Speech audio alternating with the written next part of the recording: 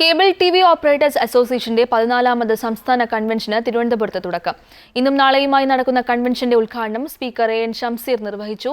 ഇപ്പോൾ എ.ഐയുടെ കാലമായതിനാൽ എല്ലാ മേഖലയിലും അപകടമാണ്. എ.ഐയുടെ നല്ല വശങ്ങൾ സ്വീകരിക്കണം. എ.ഐക്ക് കേബിൾ മേഖലയിൽ കടന്നുവരാൻ കഴിയുമോ എന്ന് പരിശോധിക്കണമെന്നും സ്പീക്കർ ചൂണ്ടിക്കാട്ടി. പുതിയ പദ്ധതികളുടെ പ്രഖ്യാപനവും ബിസിനസ് ചർച്ചകളും കൺവെൻഷന്റെ ഭാഗമായി ഉണ്ടാകും.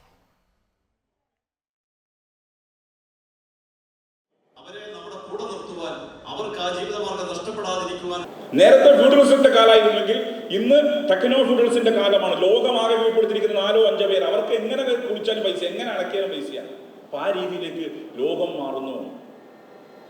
നമ്മുടെ അഭിപ്രായങ്ങൾ പോലും രൂപീകരിക്കാൻ ചിലപ്പോ നമ്മൾ സ്വാധീനിക്കുന്നവരാ ഇത്തരം സോഷ്യൽ മീഡിയ സ്പേസാണ്.